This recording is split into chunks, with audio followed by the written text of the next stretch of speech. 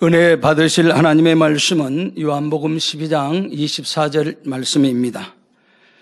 내가 진실로 진실로 너희에게 이르노니 한 알의 밀이 땅에 떨어져 죽지 아니하면 한 알 그대로 있고 죽으면 많은 열매를 맺느니라. 아멘. 임마누엘 성가대 찬양과 니시 오케스트라 연주 후 사랑하는 당회장님께서 죽어지는 미랄이 되자 첫 번째 말씀 증거해 주시겠습니다.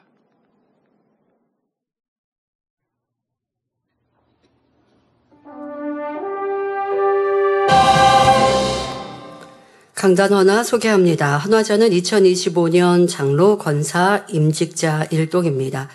2025년 장로 권사로 임직할 수 있도록 인도해 주신 하나님께 모든 감사와 영광을 올려드립니다.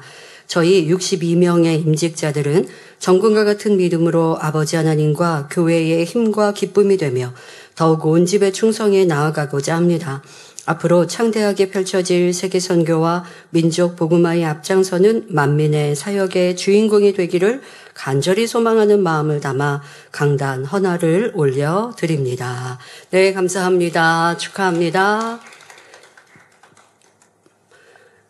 몇 주 대회에 걸쳐서 심고 거두는 법칙, 또 그 전에는 마음밭 개간, 지난주에는 선과 악에 대한 심음에 대해 말씀드렸는데요. 이렇게 심고 거두는 것에 대해서 설교를 준비하고 전달을 하다가 이어서 심음과 연결되어져 있는 말씀을 좀 여러분들 이어서 전하고자 오늘은 죽어지는 미랄이 되자라는 말씀을 전합니다. 예수님께서도 이 땅에 우리에게 죽어지시는 미랄로 심어주셨고 그래서 풍성한 열매를 거두시지 않았습니까? 그 말씀이 오늘부터 시작을 하는데요. 이렇게 오늘은 예수님을 시작으로 또 우리도 죽어질 때 열매를 맺는다라는 말씀을 드립니다. 그래서 마음밭 개간과 또 심고 거두는 또 무엇으로 심든지 그대로 거두리라 이런 말씀들을 쭉 여러분들이 함께 어우러서 내가 지난주에는 선과 악을 심는다 말씀 드렸고 우리도 오늘도 매 순간순간 무엇을 심느냐가 오늘의 열매를 맛볼 수도 있고 또 1년 뒤, 10년 뒤에 내가 겪고 나에게 다가오는 일들의 열매로 나타날 수 있습니다. 오늘 심은 일들이 그렇게 나타날 수 있는 것이죠. 그런데 가장 아름다운 심음은 바로 예수님과 같은 희생과 헌신과 사랑으로 심는 것이요.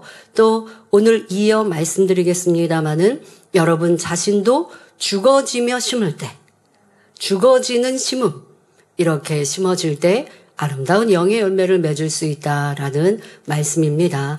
이런 말씀들이 지금까지 전해드린 이 심음에 대한 말씀, 마음밭의 개간에 대한 말씀과 쭉 어우러져서 큰 능력과 은혜가 되시기를 바랍니다.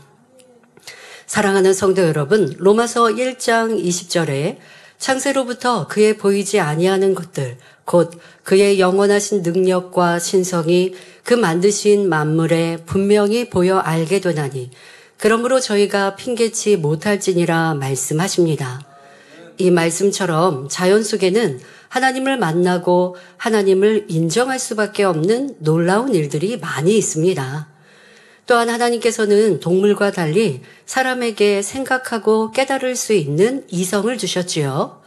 그래서 사람들의 마음이 조금만 선해도 자연의 섭리를 보고 하나님의 살아계심과 역사하심을 느끼며 놀라운 하나님의 은혜를 깨달을 수 있습니다.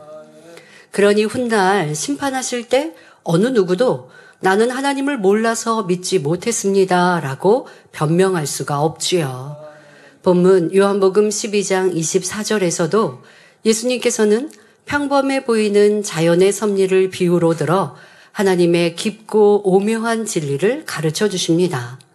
한 알의 밀이 땅에 떨어져서 죽으면 많은 열매를 맺는다는 경작의 법칙은 농사를 지어본 사람은 물론이요, 농사 경험이 없는 사람이라도 잘 알고 인정하는 자연의 법칙입니다. 그런데 이 말씀에는 영적인 중요한 의미가 담겨 있습니다.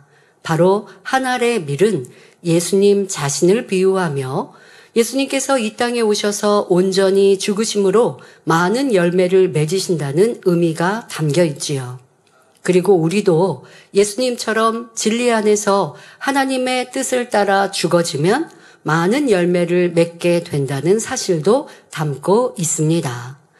우리 성도님들은 이 말씀이 생명과 능력이 되셔서 하나님 앞에나 여러분의 삶에 풍성한 열매를 맺으시기를 주님의 이름으로 축원합니다.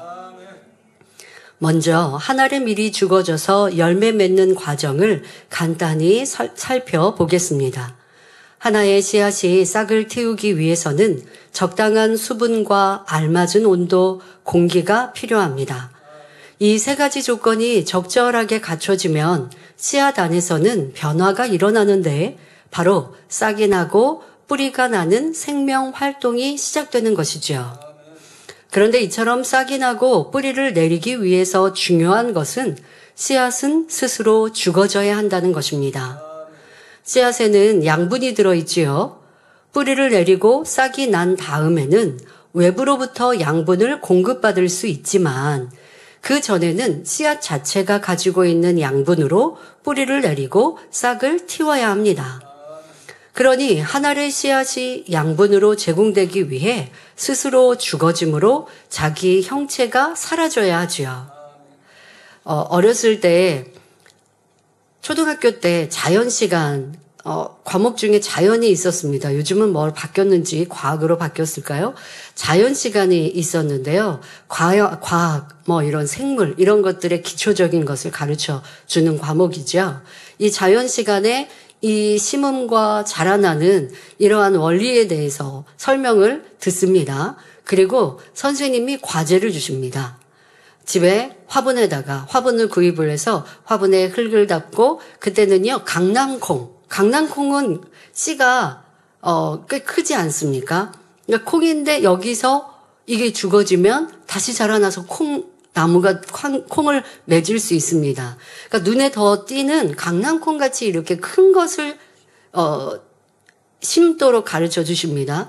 그래서 강낭콩을 심어서 자라나게 키워보라고 이런 과제를 주셨습니다. 그러면 심은 날짜, 그리고 또 어떻게 심어야 되는지 너무 깊게 심어도 안 되고 또 너무 꾹꾹 눌러도 안 되고 너무 대충 심어도 안 되고 하라고 하면서 선생님이 이렇게 설명을 해 주시고요. 그래서 집에서 심었던 생각이 납니다.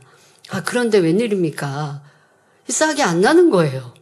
그러니까 오늘 싹이 날라나 내일 날라나 이게 학교 갔다 오면 먼저 하는 일이 그 화분 보는 일이었습니다. 굉장히 궁금한 거죠. 내가 심은 곳에서 정말 싹이 날까? 떡잎이 날까? 이게 굉장히 궁금했고요.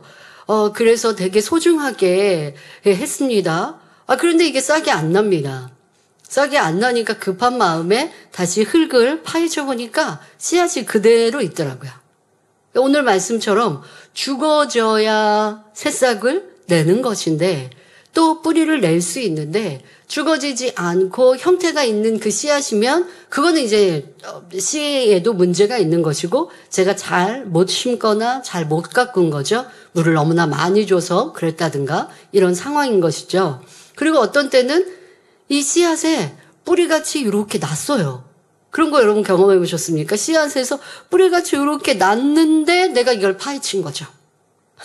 그냥 뒀어야 되는데 인내하고 기다렸어야 되는데 위에 떡잎이 안 나왔다고 그걸 흙을 살짝 파헤쳐 봤더니 씨에서 뭔가 이렇게 뿌리 같은 조그만 게 뭔가 하얀 게 났는데 그러면 기다렸으면 떡잎이 나고 자랄 수 있었을 텐데 이미 흙을 헤쳐버렸으니까 다시 흙을 덮어도 자라기가 쉽지 않는 이러한 일도 기억이 납니다. 씨는 자기가 죽어져서 뿌리를 내고 또 잎으로 자라나고 그 다음에는 자기 형체조차도 없어진 것 같지만 뿌리가 나고 잎이 났으면 흙에서 이제 양분을 받아들이고 또 이파리에서는 잎사귀에서는 강합성으로 햇빛을 통하여서 양분을 만들게 되어지는데 그러기까지는 씨앗이 죽어져야 하는 이 과정이 꼭 있습니다. 그런데 씨앗이 형체조차도 없이 사라지고 죽어졌다고 해서 그것으로 끝난 것이 아닙니다. 분명 새로운 생명으로 탄생되어 결국 많은 열매를 거둘 수 있습니다. 이것은 우리가 익히 알고 있는 자연의 섭리이지만 사실 참으로 신비한 일입니다. 씨앗은 겉모양만 보면 마치 생명이 없는 것처럼 보입니다. 그런데 적절한 환경만 조성되면 생명 활동이 시작되어 스스로 죽어지고 새로운 생명으로 자라서 많은 열매를 맺습니다. 이 과정을 통해서도 분명 하나님의 신성을 느낄 수 있지요. 그런데 싹이 날 수 있는 모든 조건이 갖춰졌는데도 만일 씨앗이 스스로 죽지 않으려고 한다면 그 결과는 어떻게 될까요? 죽지 아니하면 한 알 그대로 있고 하신 대로 뿌리도 내릴 수 없으니 식물로 자라날 수도 없고 당연히 아무런 열매도 맺을 수 없습니다. 설령 싹을 틔웠어도 씨앗이 완전히 죽지 않으면 양분이 부족하여 잘 자라지 못하고 결국 그냥 버려질 것입니다. 이러한 자연의 법칙은 영계에서도 동일하게 적용됩니다. 그러면 본문에 한 알의 밀이 예수님 자신을 비유한 것이라 했는데 우리 예수님은 어떻게 완전히 죽어지셨는지 성경에서 살펴보겠습니다. 예수님의 죽으심은 우리가 잘 알고 있습니다. 십자가에서 그렇게 고난당하시고 생명을 우리에게 주시는 죽음으로 끝나셨죠. 그리고 부활하시고 우리의 생명, 우리의 영생 구원의 주가 되셨습니다. 이것은 알지만 죽어졌는데 그 죽어지는 과정, 이 과정도 우리는 꼭 기억해야 합니다. 그것이 우리에게 있어야 되는 것이거든요. 그러니까 여러분들이 내가 어떻게 죽어지나요? 오늘 죽어지는 미랄이 되자라고 한다고 생명을 놓으라는 게 아니잖아요. 우리의 육의 생명은 그대로 있습니다. 하지만 예수님이 그 죽어주셨던 하나하나의 삶을 말씀을 드릴 때 여러분들의 모습 안에 삶에도 적용하시기가 더 쉽지요. 다시 한번 성경을 통해 살펴보겠습니다. 이사야 53장 4절부터 9절에 그는 실로 우리의 질고를 지고 우리의 슬픔을 당하였거늘 우리 때문에 인생 때문에 우리의 슬픔과 우리의 죄를 담당하셨는데 그런데 사람들은 어떻게 생각해요? 우리는 생각하기를 그는 징벌을 받아서 하나님에게 맞으며 고난을 당한다 하였노라. 그렇지 않죠. 예수님의 어떠한 죄로 인해 하나님께 버림받은 것이 아니라 우리 때문에 대신 죽음을 그 고난 고초를 당하셨습니다. 그가 찔림은 우리의 허물을 인하며 그가 상함은 우리의 죄악을 인함이라. 그가 징계를 받음으로 우리가 평화를 누리고 그가 채찍에 맞음으로 우리가 나음을 입었도다. 우리는 다 양 같아서 그릇 행하여 각기 제 길로 갔거늘 여호와께서는 우리 무리의 죄악을 그에게 담당시키셨도다. 그가 곤욕을 당하여 괴로울 때에도 그 입을 열지 아니하였으며 하십니다. 여러분, 예수님께서는 십자가의 고난과 죽음의 고통을 당하면서도 아버지 하나님, 내가 왜 이런 처형을 당해야 합니까? 너무 힘듭니다. 너무 고통스럽습니다. 너무 목마릅니다. 라고 말씀하지 않으셨습니다. 왜 이 고난과 고초를 당하시는지 예수님은 알고 계시죠? 이 땅에 오실 때 이미 하나님께 그 사명을 부여받으시고 아멘으로 순종하셔서 이 땅에 오셨기 때문에 알고 계십니다. 예수님은 근본으로 이 땅에 오셨기 까닭에 사명을 다 알고 계시나 그런데도 육을 입고 계셨기 때문에 고통은 고스란히 다 당하시는 거예요. 예수님은 하나님의 아들이시니까 그냥 순종하여 그 길 가시면 되지가 아닙니다. 우리 사람과 동일하게 나셨잖아요. 물과 피가 그대로 있으셨고 주무시지 않으면 피곤하시고 드시지 않으면 배고픔을 느끼십니다. 많이 걸으시면 발이 상하십니다. 그러나 우리 예수님이야 죄 없이 그 사역을 이루시니 우리 사람들처럼의 당하는 고통은 아니신다 할지라도 심한 고통에는 분명 아픔이 있고 찌르면 피가 나는 거고요. 아픔을 느끼시는 예수님이십니다. 죄 없이 이 모진 고난 고초, 더더욱 인생들을 위한 희생과 헌신인데도 인생들은 예수님께 손가락질을 하고 돌을 던지며 침 뱉는 이러한 슬프고 안타까운 상황에 예수님께서 한마디 알기는 알았는데 이 정도였나요? 하지 않으시고 인생들의 죄악과 인생들의 무지함을 보시면서도 나의 십자가의 죽음과 이 인간 경작을 위한 희생이 결국 저들에게도 회개의 역사로 구원의 길로 이르기를 믿으셨기에 기쁨으로 그 길을 가셨지 불평 원망하지 않으셨음을 기록하고 계시지요. 그러면 어떠하셨냐? 마치 도수장으로 끌려간 어린 양과 털 깎는 자 앞에 잠잠한 양같이 그 입을 열지 아니하셨습니다. 그가 곤욕과 신문을 당하고 끌려갔으니 그 세대 중에 누가 생각하기를 그가 산자의 땅에서 끊어짐은 마땅히 형벌받을 내 백성의 허물을 인함이라 하였으리요. 그는 강포를 행치 아니하였고 그 입에 괴사가 없었으나 그 무덤이 악인과 함께 되었으며 그 묘실이 부자와 함께 되었도다 기록합니다. 예수님께서는 아무 죄도 없으시면서 애매히 고난을 당하셨지만 잠잠한 양같이 그 입을 열지 않으셨고 강포를 행치 않으셨으며 그 입에는 괴사도 없으셨지요. 이렇게 죽어지되 완전히 죽어지신 거예요. 내가 죽어지는 길을 가겠는데 십자가에 처형은 당하겠는데 그런데 나도 좀 한마디 하자 하지 않으셨다는 거예요. 내가 이 원통함은 좀 말하자. 죽기는 죽겠는데 그래도 내가 사실은 좀 말해야겠다 하지 않으시고 묵묵히 그 길을 가시면서 무엇이 선이요, 무엇이 사랑이요, 무엇이 희생인지를 그대로 보여주셨습니다. 그러나 대부분의 사람은 상대가 아무 이유 없이 자신을 모함하거나 해하고자 하면 심히 고통스러워하며 상대를 미워합니다.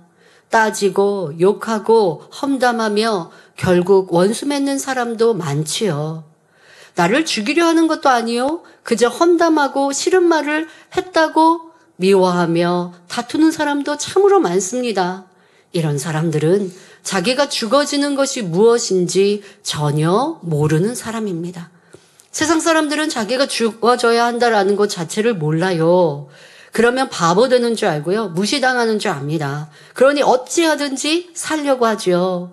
그러나 이런 말씀을 들은 예수님의 희생과 헌신이 우리를 구원하셨고 하늘의 미랄로 죽어지심과 같이 우리도 그리해야 한다라는 이러한 말씀을 아는 크리스찬들이라 한다면 이제 우리도 우리의 삶 속에 죽어져야 하는데 그러하지 아니하고 불편하면 불편하다, 싫으면 싫다, 자기를 주장하고 또 악을 바라고 입술에 얼마나 많은 불평 원망으로 사람들 사이에도 하나님께도 이런 악을 쏟아내는지 이것은 죽은 것이 아니라 살아있는 모습인 것입니다. 또 시편 22편 14절부터 18절에도 예수님께서 어떻게 죽어지셨는지 잘 설명합니다. 나는 물같이 쏟아졌으며 내 모든 뼈는 어그러졌으며 내 마음은 촛밀 같아서 내 속에서 녹았으며 내 힘이 말라 질그릇 조각 같고 내 혀가 이틀에 붙었나이다. 주께서 또 나를 사망의 진토에 두셨나이다. 개들이 나를 애워쌌으며 악한 무리가 나를 둘러 내 수족을 찔렀나이다. 내가 내 모든 뼈를 셀 수 있나이다.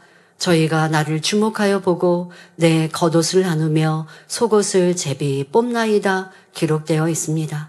그리고 예수님은 그렇게 구약에 예언되어 있는 그대로 이 땅에 죽음 앞에 행하셨지요. 빌립보서 2장 6절부터 8절에도 그는 근본 하나님의 본체시나 하나님과 동등됨을 취할 것으로 여기지 아니하시고 오히려 자기를 비어 종의 형체를 가져 사람들과 같이 되었고 사람의 모양으로 나타나셨음에 자기를 낮추시고 죽기까지 복종하셨으니 곧 십자가의 죽으심이라 했습니다. 예수님께서는 창조주 하나님의 독생자이시지만 피조물들의 손에 의해 수욕을 당하시고 많은 고초를 받으셨습니다.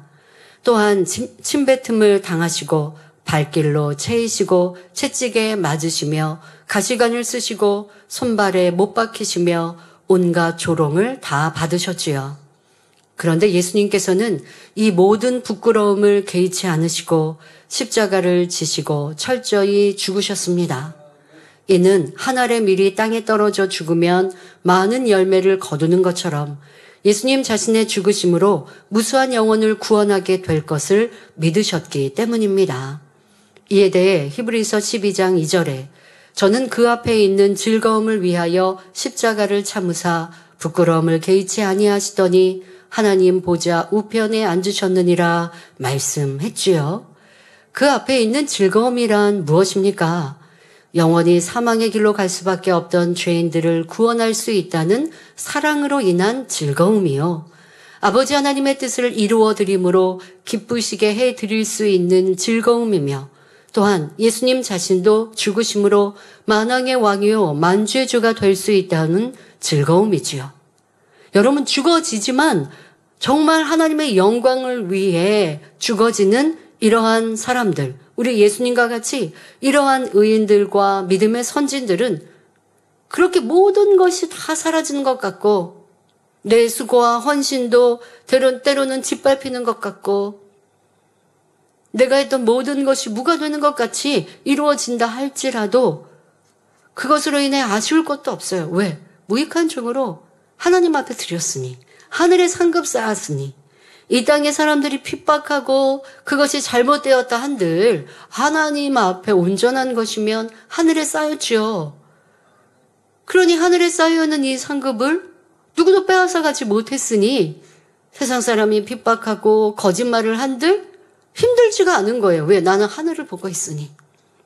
도리어 현재의 이 핍박은 또 이 또한도 계속하여 상급으로 쌓이게 되어지는 것이니 기뻐하고 즐거워할 수 있는 것입니다. 이것이 진정 믿음입니다. 이것이 하나님이 원하시는 신앙입니다. 오늘 임직 예배를 드립니다마는 임직하시는 모든 분들이 이러한 믿음과 이러한 신앙을 가지시길 바랍니다. 우리 모든 성도님들이 이러한 믿음을 갖고 신앙생활 하신다면 이 땅의 모든 삶 행복이요 기쁨이요 아버지 하나님은 그런 자녀들을 사랑하셔서 필요한 것들도 넉넉히 마음껏 부어주시는 것이지요. 죽어졌으니 하늘에만이 아니라 죽어지고 있는 이 내 자신도 어느 누구도 빼앗아가지 못하는 천국 소망으로 충만한 것이요. 우리 예수님께서 그러한 본이 되어주셨습니다. 겉으로 볼 때는 십자가를 지시고 채찍에 맞으셔서 온몸이 피로 낭자하고 상처로 투성이요.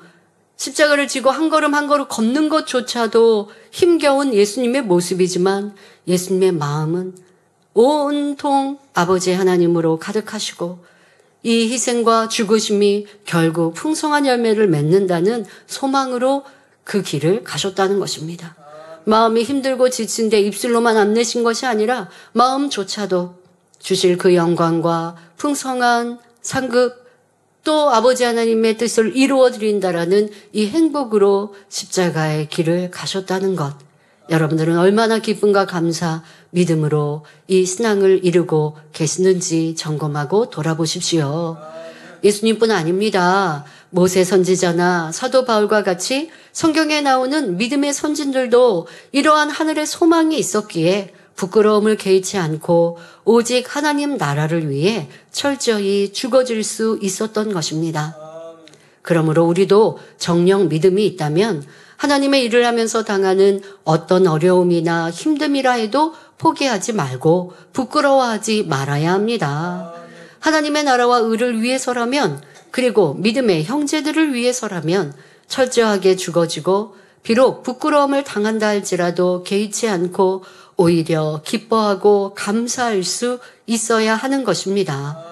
그럴 때 하나님의 나라가 확장되고 많은 영혼을 구원하며 여러분의 영혼도 잘 되어 천국에서 영광스러운 자리에 들어가는 풍성한 열매를 거둘 수 있는 것입니다. 사랑하는 성도 여러분, 그러면 우리는 지금은 예수님이 죽어지심을 설명하였습니다. 예수님의 죽어지심으로 끝나는 게 아닙니다. 주님을 믿고 구원받은 우리도 주님과 같이 죽어져야 합니다. 자, 그러면 우리는 어떤 분야에서 어떻게 죽어져야 할까요? 첫째로 여러분 자신에게 있어서 자기 자아라고 하는 것이 죽어져야 합니다. 자, 이것이 먼저 이루어져야 여러분들의 삶에서 이웃에게 하나님 나라에서 또한 형제 자매에게 죽어지는 것이지 그리고 그것이 참이 되는 것이지 우리가 보통 죽어진다라고 하면 희생하고 헌신하고 봉사하는 것을 떠올릴 텐데 그것보다 먼저 선행되어야 할 것이 바로 자기가 죽어져야 하는 것입니다. 여러분들이 자신이 죽어지는 씨앗이 될 때에 여러분에게도 영의 열매를 맺힐 수 있는 것입니다. 자, 그러면 왜 자기가 먼저 죽어져야 할까요? 우리 사람은 태어나면서부터 부모, 형제를 통해 배우고 학교와 친구, 이웃 등 다양한 환경을 통해 보고 듣고 경험하며 지식과 교양을 쌓았습니다. 이렇게 쌓여진 지식과 교양이 바로 자아를 형성하지요. 그런데 자아를 형성한 지식들은 진리와 다른 것이 많으며 교양도 나라와 민족에 따라 다릅니다. 그러니 10사람이 모이면 10사람의 생각이 다르고 서로 옳다 하는 주장이 다를 수밖에 없지요. 그러다 보니 나와 다른 성격, 취향, 생각을 가진 상대를 이해하지 못하고 쉽게 판단 정죄하고 다투며 미워하기도 합니다. 이렇게 우리가 세상에서 배운 지식과 우리의 생각은 참 진리인 하나님의 말씀에 비춰보면 틀린 것, 잘못된 것이 참으로 많습니다. 오직 하나님의 말씀만이 영원 불변한 진리입니다.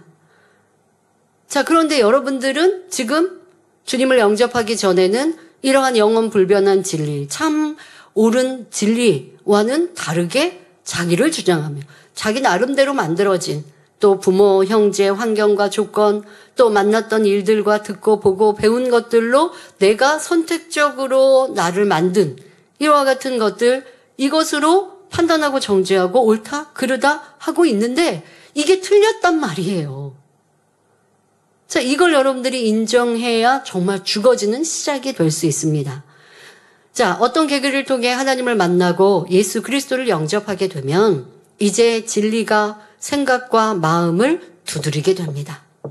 그리고 마음문을 여는 만큼 진리가 들어와서 마음 안에 자리 잡게 되는데 그때부터 죄와의 싸움이 시작되지요. 그동안 여러분의 자아를 형성했던 것들은 진리인 하나님의 말씀에 위배되는 것들이므로 거기서부터 부딪힘이 생기는 것입니다. 원수까지도 사랑하라. 하나님의 말씀은 이것이 진리입니다. 말씀을 들을 때는 좋은 말씀이다 생각하지요. 그런데 그 말씀이 나에게, 내 마음에, 내 삶에 적용하려고 하면 부딪혀집니다. 어떻게? 저 사람이 나를 괴롭혔는데요. 저 사람은 나를 이렇게 험담했는데요. 원수 맺지 않았는데 사랑하지 못할 이유가 뭐가 있겠습니까? 그럼 원수 맺었다. 그럼 원수까지도 사랑하란 말씀대로 순종하면 돼요. 그런데 이 말씀, 진리는 참이고 옳다라고 생각하지만 그것이 내 마음 안에 적용되고 내 삶에 나타나려고 하면 부딪혀 온단 말이에요. 저 사람이 나를 이렇게 괴롭혔잖아요. 저 사람은요, 저를 있을 수 없는 행동으로 저에게 악을 행했거든요. 그런데 어떻게 사랑하라고요? 어떻게 사랑하라고요? 우리 예수님처럼 사랑하라고요. 내게 유익이 안 되어도 사랑해 주라고요. 이것이 사랑이라고요. 어떤 이들은 어떻게 자기를 합리화합니까? 저는요, 원수 맺지 않아요. 저 미워하는 거 아니에요. 근데 사랑하지도 않아요? 그러면 이것이 사랑이라고 하는 진리가 내 안에 이루어졌을까요? 아닙니다. 사랑하지 않았다면 사랑이 내 안에 맺히지 않은 거예요.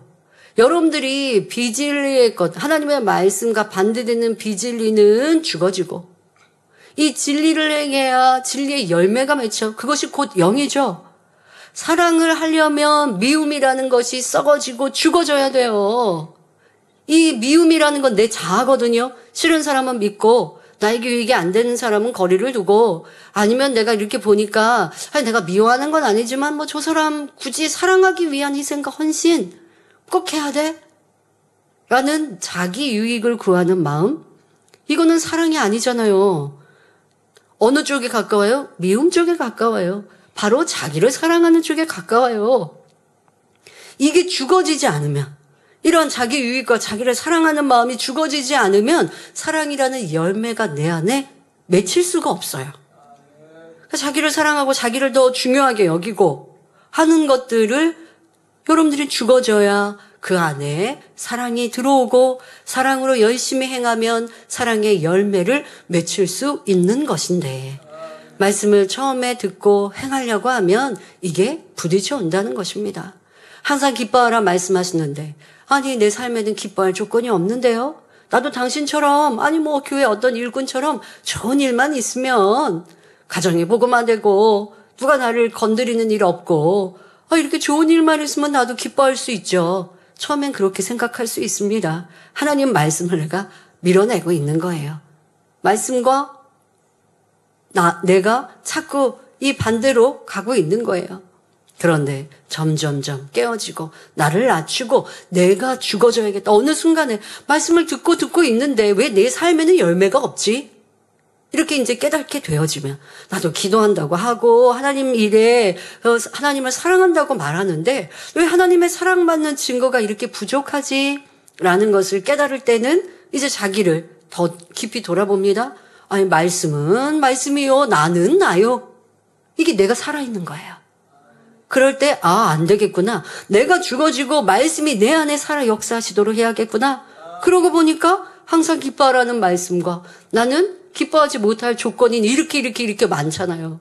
그러니 나를 좀 이해해 주세요. 아니면 하나님께서 나 기뻐하지 못할 조건들을 다 바꿔서 기뻐할 조건들로 해주시면 기뻐할게요. 이렇게 억지로 부리지 않습니까?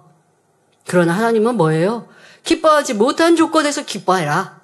그러면 기뻐하지 못할 조건이 기뻐할 조건으로 바뀔 수 있도록 내가 도와줄게 하시는 거지. 내가 행하지 않고 하나님 바꿔주세요는 절대 이루어지지 않습니다.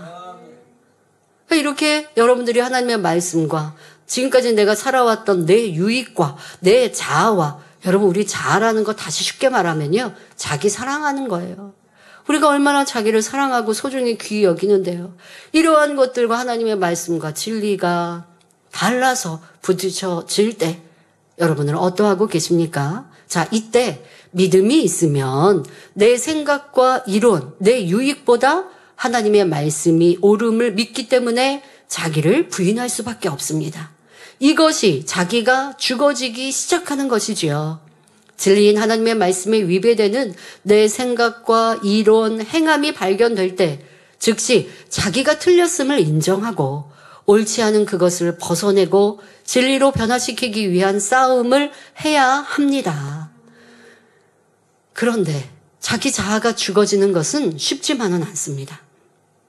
예를 들어 드린 대로 누가 나 미워하는데 욕하는데 그 사람에게 가서 손 내밀고 그 사람과 화평하는 거 상대방이 잘못해놓고 도리어 큰 소리를 친단 말이에요. 그런데 가서 내가 미안하다고 하거나 아니면 미안한 일이 없을 땐 미안하다 할 건 아니지만 나를 그렇게 힘들게 하는 사람과도 얼굴에 미소를 띠고 대화하고 저 사람이 나를 미워하는 이유가 무엇일까? 내가 신뢰를 범한 것은 있을까? 아니면 뭐가 오해한 것이 있을까? 어떻게 풀까? 그런 게 없는데도 뭐 시기 질투해서 미워할 수 있잖아요. 그러면 내가 더 상대에게 선행을 행하여서 그 마음을 움직여야지. 뭐 이렇게 여러분들의 수고가 필요하단 말이에요. 자, 그런데 이게 쉽지만은 않습니다. 그러나 해야 하는 일이죠. 히브리서 12장 4절에 너희가 죄와 싸우되 아직 피 흘리기까지는 대항치 아니하고 라고 말씀하십니다. 이는 죄와 싸울 때는 힘써 싸워야 한다는 말씀입니다. 마음의 비질리를 벗어버리는 죄와의 싸움이 얼마나 치열한 싸움인지를 알려주시는 것이지요. 마음의 비질리는 대충 회개한다고 벗어지는 것이 아니라 열심히 땀 흘리며 부르짖어 기도할 때 벗어집니다. 이렇게 열심히 죄와 싸워 나갈 때 하나님께서 그 노력을 보시고 은혜를 주실 뿐 아니라 불세례를 내려주셔서 죄성을 태워주시는 등 죄를 버릴 수 있는 능력을 주십니다. 또 행할 수 있는 은혜를 주시죠. 성령의 도우심 속에 내 안에 있던 죄의 속성들을 버리고 주님의 마음을 담게 되는 것입니다. 이렇게 몸과 결합된 죄성이 태워지는 만큼 육신의 사람이 아니라 영의 사람이 됩니다. 그래서 로마서 8장 13절에 너희가 육신대로 살면 반드시 죽을 것이로되 영으로서 몸의 행실을 죽이면 살리니 하셨지요. 이것이 바로 여러분 자신에게 있어서 자아가 죽어지는 것입니다. 다시 말해 하나님의 뜻, 진리와 위배되는 자기 안의 죄악을 벗어버리는 것이지요. 자, 여러분, 이 싸움을 열심히 하셔야 합니다. 내가 죽어지는 것, 내 옳다 하는 것들이 깨어지는 것. 자, 이 수고를 하는 동안에는 조금 힘들 수가 있어요. 아직 내가 온전히 말씀에 순종하는 단계에 이르기 전까지는 이 과정이 왜 나만 바보 되는 것 같고, 나만 희생하는 것 같고, 때로는 계산하다가 아깝기도 하고, 자, 그러나 가야 하는 길. 그리고 그 어렵고 힘들 때를 지나고 나면 이제는 힘들지 않게 내가 죽어지고 또 기쁨으로 죽어질 수 있는 단계에 이르기까지는 열심히 수고하셔야 합니다. 네, 자기가 죽어질 때도 단계가 있습니다.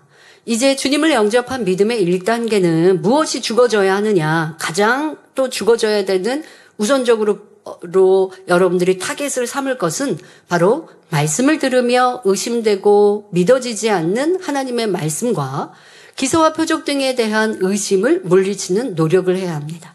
이것이 이제 많은 죽어져야 될 것이 많이 있지만 우선 타겟으로 삼을 것. 아, 내가 자꾸 그게 맞을까? 어떻게 그럴 수 있지? 하는 의심. 그런데 이 제단은요, 여러분들에게 증거 없이 말하는 일은 없습니다. 치료와 응답, 우리 성도들이 스스로 체험하고 스스로 나타난 일들에 대한 간증이에요. 그냥 하나님은 이렇게 치료하시고요, 응답하세요가 아니라 여러분들의 삶에서 드러나고 나타난 하나님을 만난 체험들, 진실한 간증들입니다. 그러니 육신의 생각으로 믿어지지 않는다고 해서 의심하면 어떡할 건데, 그 사람이 그랬다는데 어떡해요. 그럼 이 의심을 물리치는 방법 중에 하나가, 전에 원로 목사님 그러셨어요. 그렇게 간증하는 분을 찾아가서 진짜인지 물어보라고. 하도 내가 의심이 되면 그렇게라도 하라고.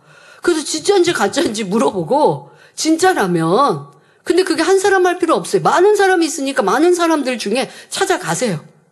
그럼 찾아가려면 그 구자님께 우선 여러분들 교구 안에 이러한 치료받아서 간증한 분들 좀 만나게 해주세요. 제가 그분하고 좀 대화하고 싶습니다. 저는 아무리 도물지 생각해도 이해가 안 되는데, 어떻게 보이지? 한쪽 눈이 시력이 이제 없어지고, 그래서 이제 한쪽 눈으로 80대가 넘으신 권사님이 한쪽 눈에는 시력을 잃었고 한쪽 눈으로 겨우 보다가 이쪽 눈에 치중하다 보니까 이 눈도 급격히 나빠져서 이제는 잘 보이지 않는 눈으로 되어버렸는데, 아니 그런데 어떻게 잘 보이지 않는 눈이 밝아지더니 시력이 없었던 눈까지도 보이기 시작하느냐. 이런 기이한 일도 내 생각으로는 안 믿어져요. 근데 이 생각을 깨트리는 거, 의심을 깨트리는 거 가서 확인해 보세요. 그런 분들 만나게 해주세요. 좀 연결 좀 해주세요. 교구자님께 하면 교구자님들은 또 힘써 그렇게 그런 분들 만나게 해주시고, 그러면 치료받아서 간증하는 분이 이 사람도 나한테 물어보고 저 사람도 물어보는데 그거 다 상급 쌓는 시간 아닙니까? 믿음 없고 의심하는 분들이 나한테 와서 진짜 치료받았어요라고 묻는다면 여러분들 있는 대로 그대로 진실하게 얘기해 주시면 되잖아요. 그래서 의심이 깨어지고 그분이 믿음 갖는다면요, 나는 치료받은 것은 하나님의 은혜였는데 이제는 치료받은 걸로 간증하면서 하늘에 상급 쌓을 수 있는 기회가 주어지니까 피곤해하지 마시고요, 마음껏 여러분들이 그런 누가 나한테 좀 물어와 주면 좋겠다, 나도 막 간증해서 하나님께 영광 돌려서 상급 많이 쌓으면 좋겠다, 이렇게 긍정적으로 생각하시면 되고요. 그래서 여러분들이 의심을 깨트리는 것, 이 작업이 바로 내가 죽어지는 시작인 것이지요. 또 믿음의 2단계에서는 공통적으로 하나님의 말씀에 위배되는 육체의 일이 무엇인지 찾고 깨달아 버려야 합니다. 육체의 일이라는 것은 행함으로 죄를 짓는 것이죠. 그러면 이렇게 할 때 어떻게 해야 돼요? 이 죄, 하나님은 어떠한 것을 죄라고 하시는지도 말씀을 듣고 알아야 할 것이고, 그리고 알았다면, 그런데 꼭 말씀도 열심히 또 찾아 들으시고요. 은혜 받고 믿음이 생겼으면 이제 교회 생활 내가 못했던 그 기간 중에 전해진 말씀, 또 죄면 죄가 무엇인지 또 알아야 하는 것이고, 죄도 보니까 육체의 일도 있고 육신의 일도 있고 육신의 생각도 있고 이렇게 많은 것들이 있는데 알아야 그래야 내 것 되지요. 그러니까 말씀도 듣고 들으면서 깨달았다면 이제는 행함으로 나타나기 위해 수고해서 죄를 버려가야 되고, 또한 믿음의 3단계에서는 자신에게 있는 육신의 일이 무엇인지 찾고 힘써 버려 나아가는 만큼 자아가 죽어지고 하나님의 형상을 닮아갑니다. 육신의 일은 행함으로 드러나지 않지만 마음과 생각으로 짓는 죄입니다. 미워하는 생각, 이건 행함으로 나타나는 거 아니잖아요. 아니면 판단과 정죄하는 생각, 이것은 생각과 또 마음 안에 있는 일들, 이러한 것들을 육신의 일이라고 하고, 이것은 믿음의 3단계에서 버려가는 과정입니다. 여러분이 버려가는 만큼 내가 죽어지고 내 안에 주님이 아버지 하나님이 역사하시는 것입니다. 그런데 믿음의 반석 이상 서게 되면 대부분 하나님의 말씀대로 살기 때문에 자기 안에 아직 살아있는 자아를 깨닫지 못하고 발견하지 못하는 것을 봅니다. 비진리가 아닌 진리로 새롭게 만들어 놓은 자기 의와 틀이 바로 그것이지요. 대표적으로 욥이 그리하지 않습니까? 욥은 아직 영으로 들어가기 전이었지만 행위적으로는 죄를 짓지 않았거든요. 그래도 나는 잘못이 없는데 왜 이런 연단을 하셨습니까? 하고 하나님께 원망하더라는 것이지요. 여러분들이 이러한 것들을 발견하는 단계가 믿음의 반석을 지나 영으로 들어가기 전까지의 모습입니다. 하지만 미랄이 죽어질 때는 그 속의 내용물이 양분으로 공급될 뿐 아니라 껍질도 썩어 없어져 어떤 모양도 남지 않습니다. 이렇듯 자아를 형성하고 있는 내용물이 진리로 바뀔 뿐만 아니라 자아라는 틀 자체도 없어져야 합니다.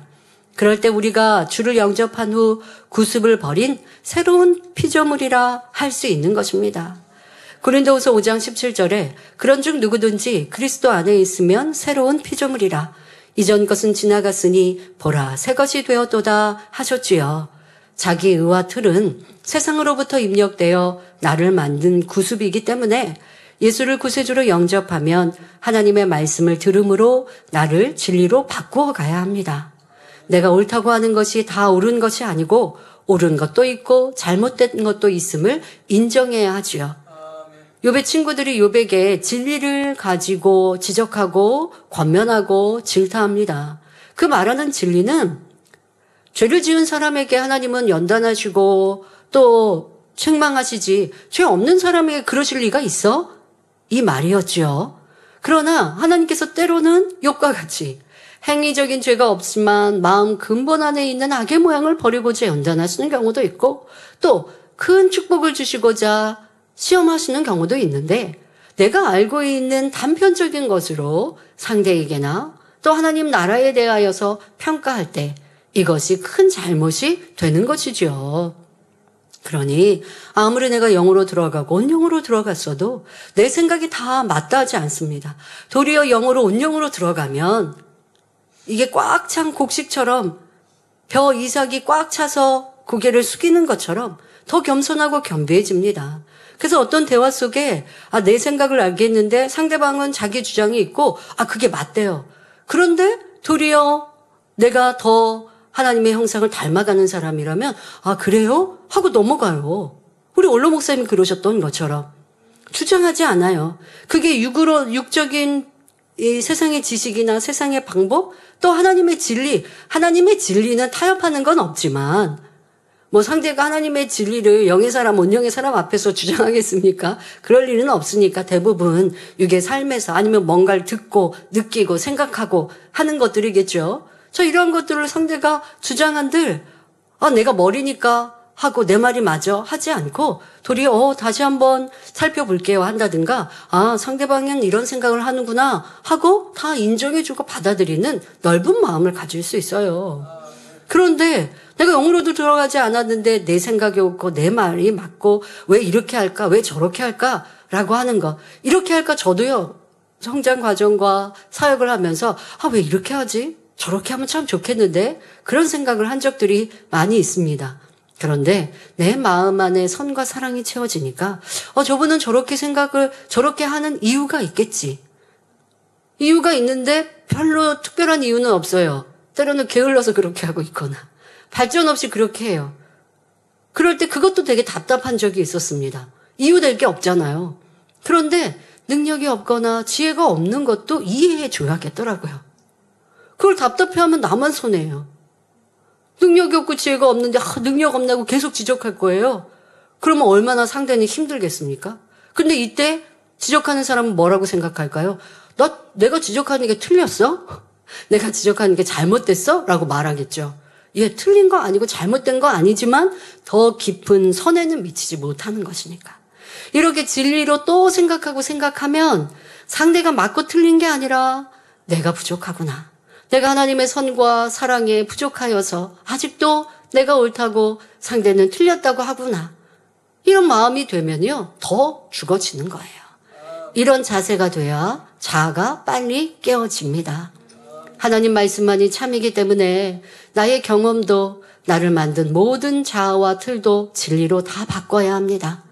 어떤 것은 죄는 아니라 해도 행동상의 문제, 육체의 결여라 할지라도 버려나가야 온전히 자기를 죽이고 주님으로만 채운 하나님의 사람이 될 수 있지요.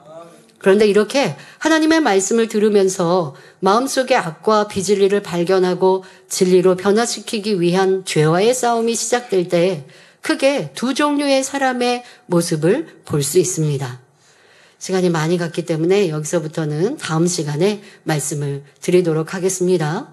오늘은 예수님의 죽으심, 그리고 그냥 십자가에 죽으셨다로 끝나는 게 아니라 그 과정이 얼마나 낮아지시고 내가 없고 내 감정, 내 느낌도 없는 오직 아버지의 영광이었고 아버지의 선과 사랑 자체이셨던 예수님의 죽으심을 기억하여 우리도 그리해야 한다 말씀드렸고요. 구체적으로 우리가 죽어지되 바로 먼저 죽어져야 할 것은 우리의 자아, 나의 자아라고 하는 것. 여러분들의 생각, 여러분들의 느낌, 여러분의 행동을 항상 진리로 비춰보고 선과 사랑으로 비춰보아 진리에 어긋난 것이 있다면 틀렸어, 잘못됐어 라고 하는 자세, 그리고 진리로 채워갈 때에 아름다운 주님의 참 자녀가 내 안에 주님의 형상이 이루어질 수 있는 것입니다. 그러한 여러분들로 더 힘써 노력하시길 바랍니다. 또 오늘 임직하시는 모든 임직자들도 이러한 주님의 죽으심과 같이 여러분들의 삶에서도 여러분 자신에게도 더 깨어지고 죽어지는 모든 임직자들, 사랑하는 성도님들이 되시길 바랍니다.